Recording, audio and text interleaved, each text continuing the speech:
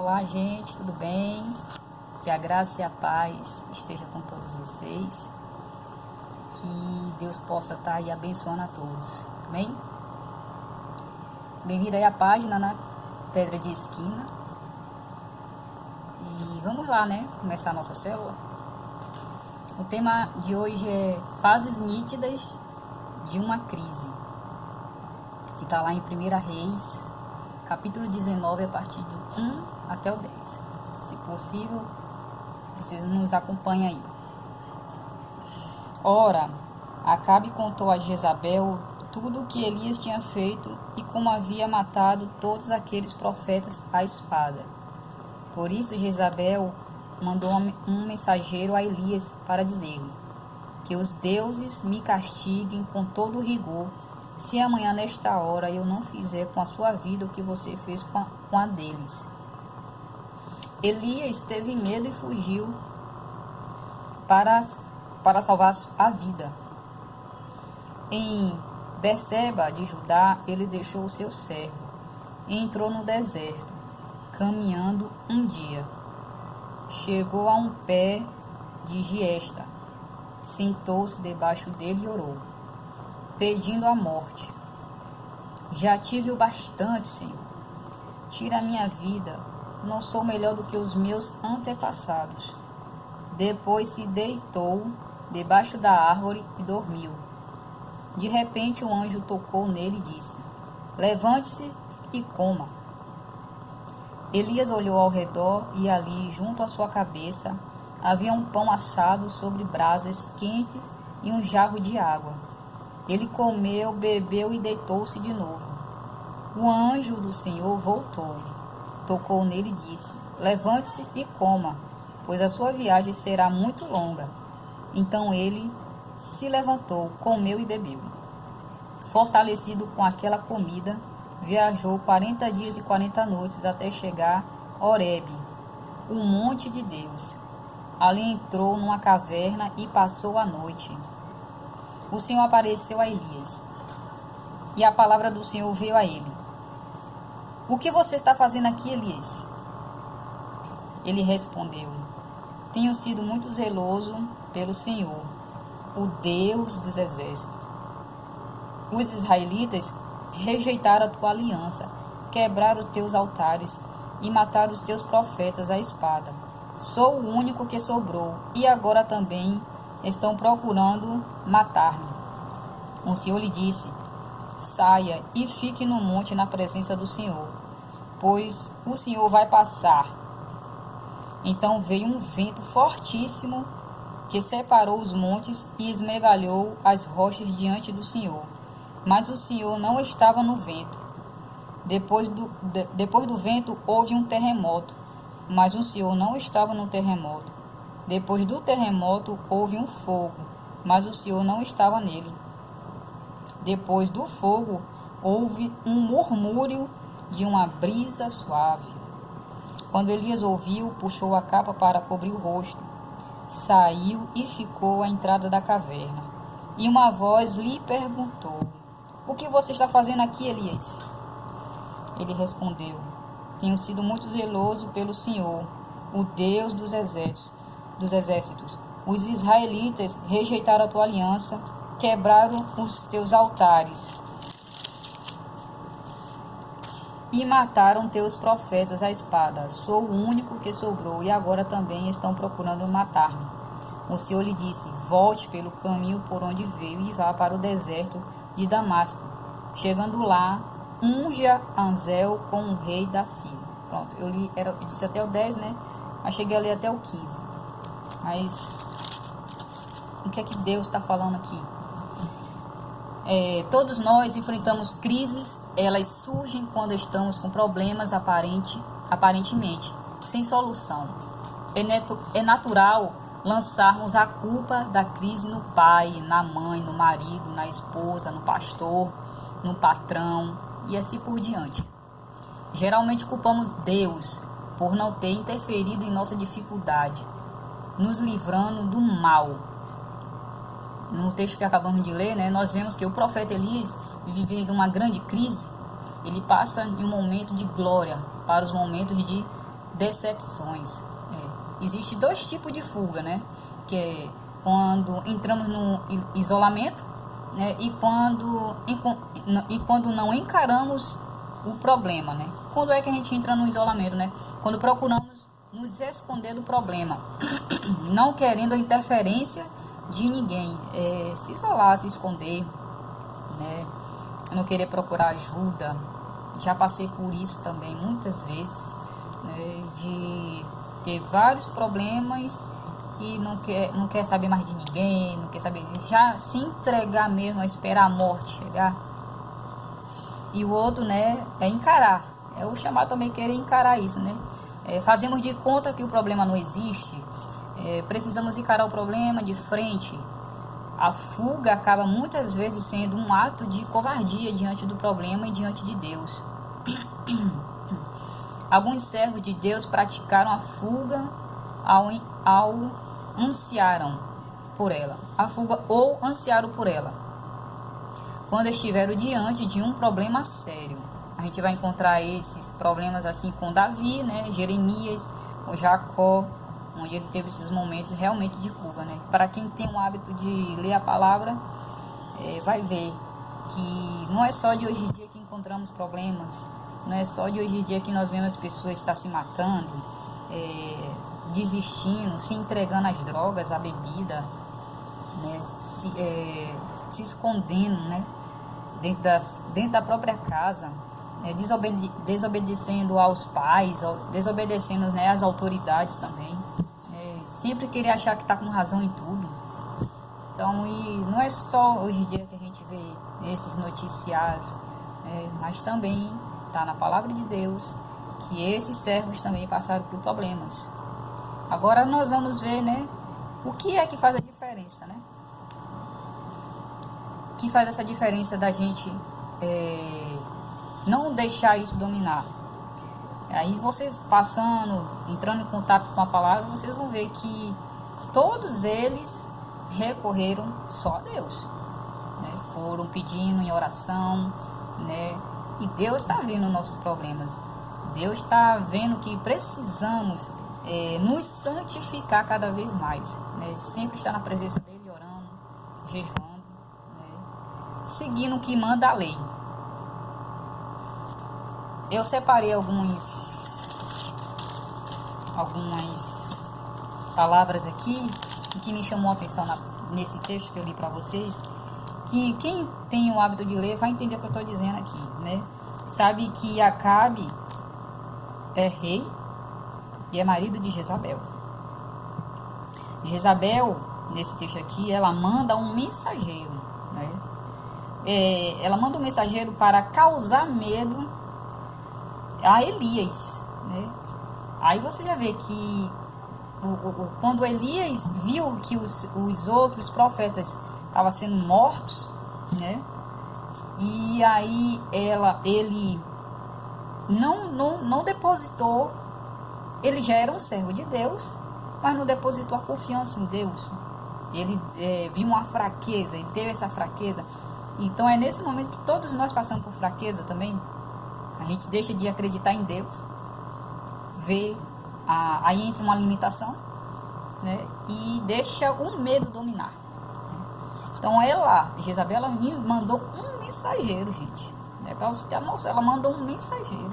Enquanto ele estava andando com Deus, ele tem um alinhamento com Deus. Então, a partir daí você já vê, né, que mesmo a gente servindo ao Senhor, entrando na santidade, vamos ter momentos de fraqueza, vamos ter o medo. É aí que entra a nossa fraqueza, né, da alma, né? A nossa alma é a nossa carne, né? O próprio Jesus já dizia, né? O espírito está pronto, mas a carne é fraca. E todos nós temos esse momento da carne ser fraca. Aí ele diz assim, ele tinha um servo, né? O Elias, ele andava com um servo. Quem for acompanhando a leitura vai ver que ele estava com um servo. Até o servo que estava com ele deixou o servo lá e não pensou, né? Nem no servo, naquele momento, ele não pensou, que o medo foi tão grande que ele deixou o servo. Aí o que acontece depois, né? Ele entrou no deserto. Elias, ele entra no deserto. E aqui é um ponto também muito importante. Ele entrou no deserto porque ele teve medo, mas até entrar no deserto é uma decisão nossa. É a gente que está decidindo entrar nesse deserto. É nessas horas que devemos ter a mente de Cristo, né? É nessas horas que a gente deve ter a conexão com Deus. A gente teve um medo, mas aí não. Deus é maior, Deus é forte, Deus está comigo. Vou lutar com Deus. É Deus que me sustenta, é Deus que me capacita. É Deus que me dá as visões, é com quem eu falo com Ele. Então a gente tem que superar o medo. Temos o medo, mas esse medo é superado quando a gente anda com Deus. Aí tem um ponto importante também. Quando ele vai para o deserto, o que acontece? Ele vai dormir, gente.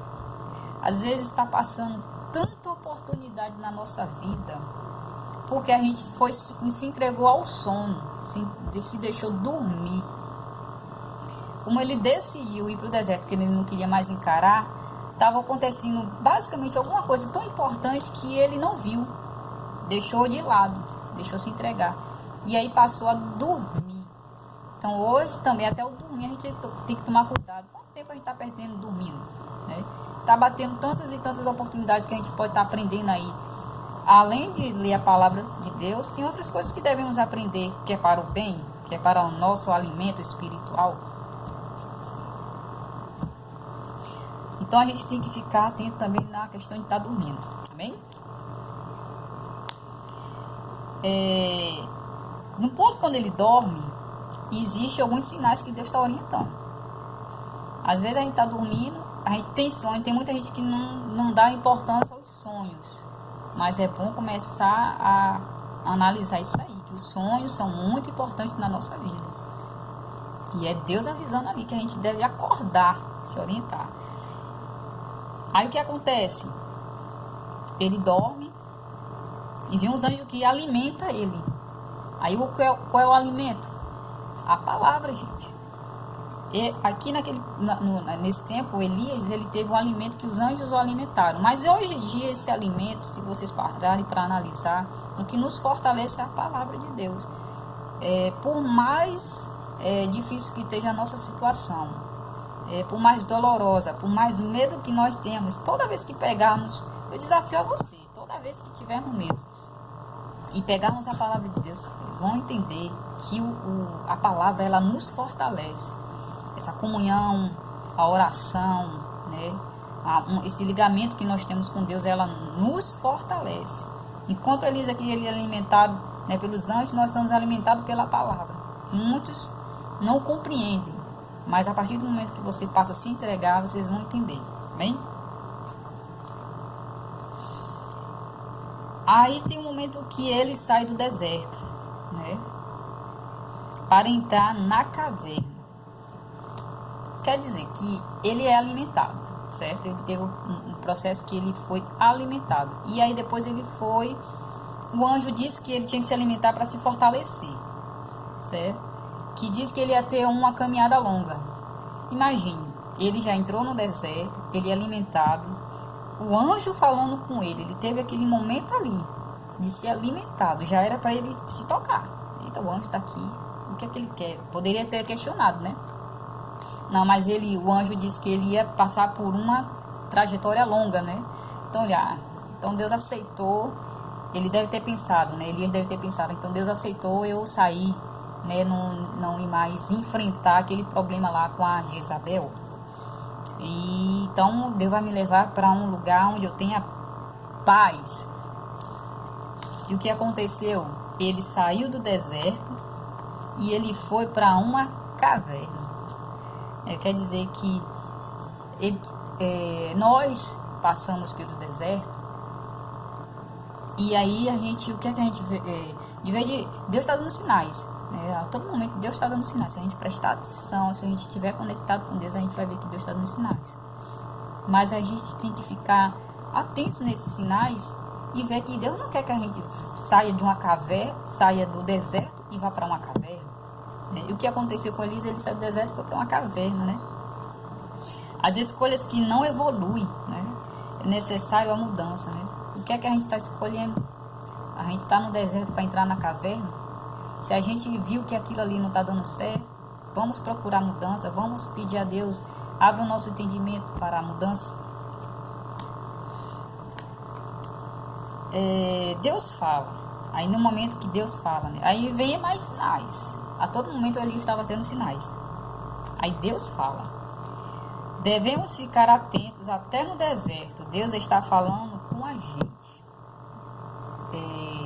Já tive vários momentos, né, em que tá no deserto e todo momento Deus está dando sinais. E aí isso desperta muito. Até esse momento aqui agora que eu tô fazendo esses vídeos, foi Deus falando comigo, né, porque o comodismo, pelo menos eu me sinto incomodada com o comodismo, isso dói muito. E aí eu vejo que tem pessoas que estão precisando de ajuda, está precisando de uma palavra, até de um abraço. E aí eu peço a Deus que me oriente sempre para ajudar essas pessoas que precisam. E quando ele está na caverna, ele comenta, se pegar no texto, ele vai repetir o que ele já tinha dito, né? Aqui no 10, ele diz assim: tenho sido muito zeloso, Senhor, o Deus dos exércitos. Os israelitas rejeitaram a tua aliança. Ele fala isso aqui em dois versículos, ele repete. Então, quando ele comenta isso aqui, ele está dizendo para Deus que ele está se sentindo só. Ele se sentindo só, né? E é o momento que ele realmente está vendo que está precisando de ajuda. E Deus está vendo tudo isso, gente. Deus está vendo que a gente precisa de ajuda. Deus está vendo que a gente tem que estar alinhado. Deus está vendo que a gente precisa ser fortalecido. Deus está vendo tudo isso. Só que a gente precisa dar o primeiro passo. Independente desses passos que ele escolheu, ir para a caverna. Ele achou que quando os anjos alimentou ele, era para ir para a caverna. Mas ele deu esse passo, mas um passo que não foi adequado. Não foi um passo que fortaleceu. E aí é que entra, né, a palavra de Deus. Aí Deus diz assim, Deus dá uma ordem para sair, né? A obediência. Quando Deus dá uma ordem para sair, é a obediência. Olha os 10 mandamentos, né? Quantos estão seguindo esses 10 mandamentos, né? É a obediência da palavra. Somos falhos, somos fracos, reconhecemos que todo momento a gente tem que pedir perdão, né, a Deus, que nem todo mundo segue, nem todo mundo está disposto a seguir essa palavra, né? Mas a partir do momento que nós reconhecemos que somos fracos nessas áreas aqui, Deus está vendo também isso aí. É por isso que explicar o amor de Deus para nós não dá para explicar. Que é um amor tão imenso, que ele está vendo ali as nossas falhas e ele está ali depositando a confiança em nós. Sinais da presença do Senhor, né? Que lá no 12, no versículo 2, fala dos sinais. Como eu estava dizendo, todo momento Deus está dando sinais, né? Teve lá o sinal da caverna, do vento, do sopro. Elias ainda não tinha saído depois de vários sinais.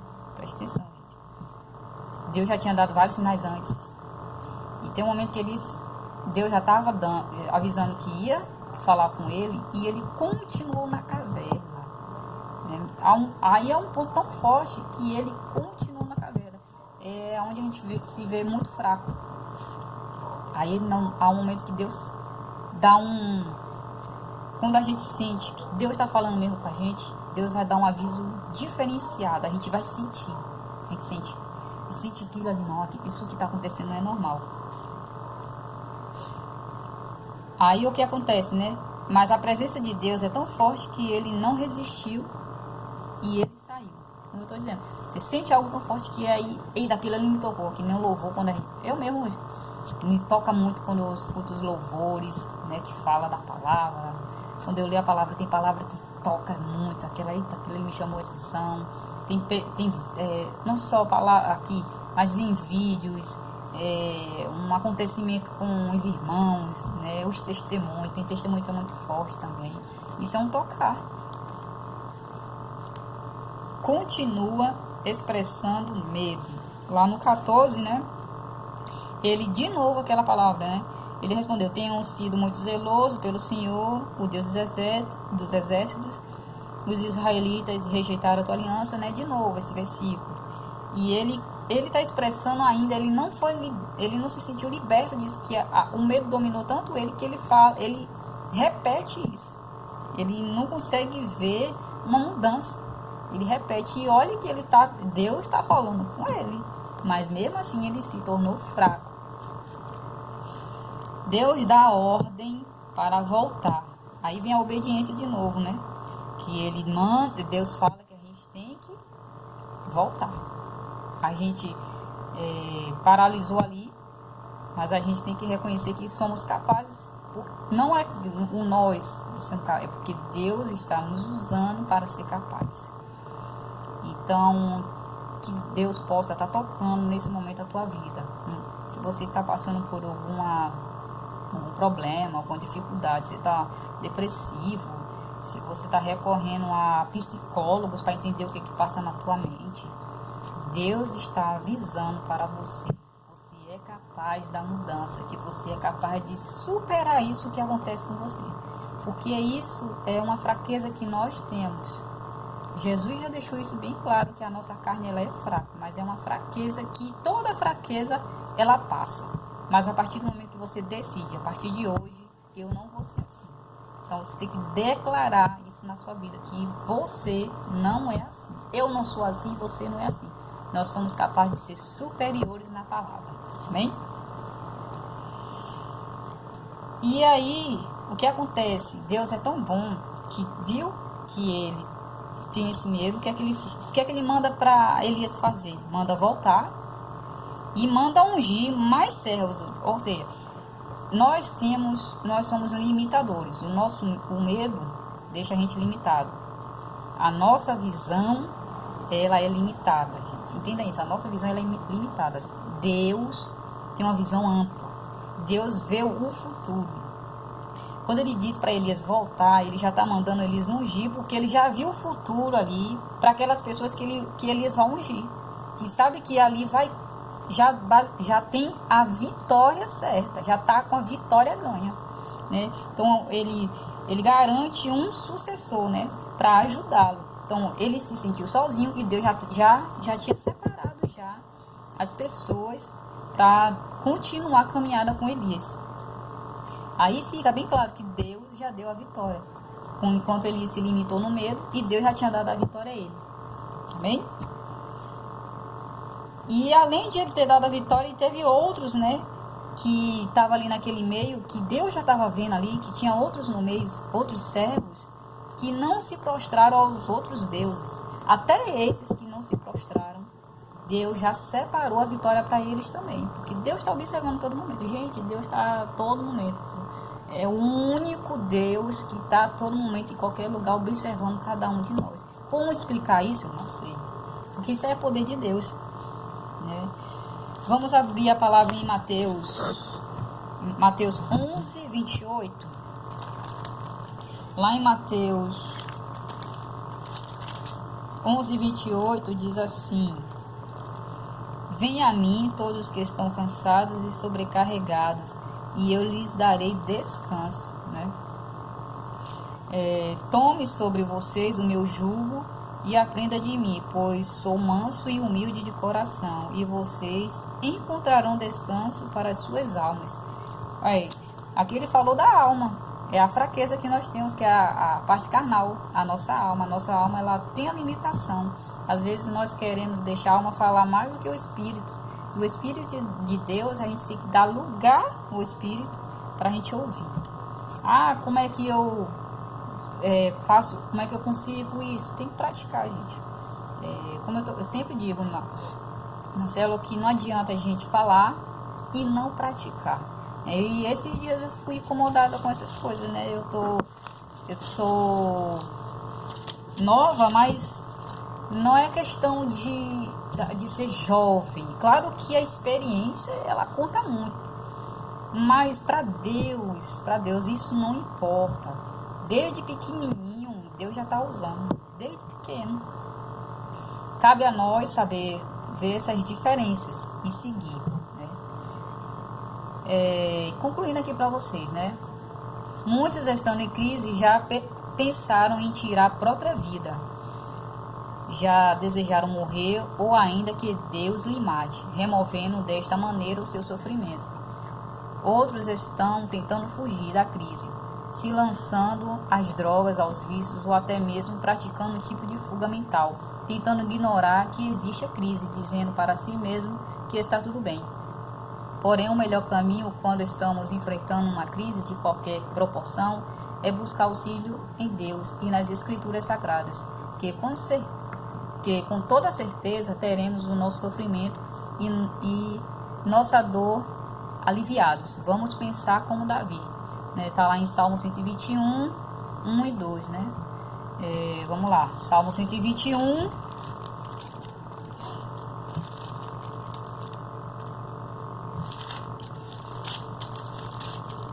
Salmo 121.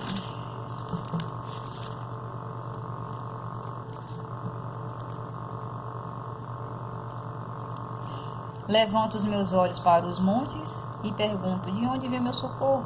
Né? Então, é um momento que a gente está vendo que fraquejou. Vemos que temos uma fraqueza. E aí a gente tem que... Aonde é que a gente tem que pedir socorro? Socorro vem do alto, vem de cima.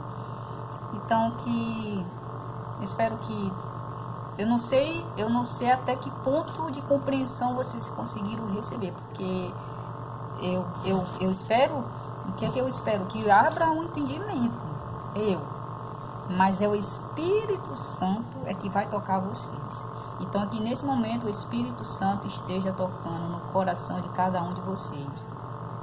Não endureça o coração, Deus está batendo na porta. Então, a todo momento que chegar uma mensagem, um vídeo, um louvor, algo que tocou em você, é o Espírito Santo te chamando para se entregar a Ele. Amém? Que Deus abençoe a todos e até a próxima.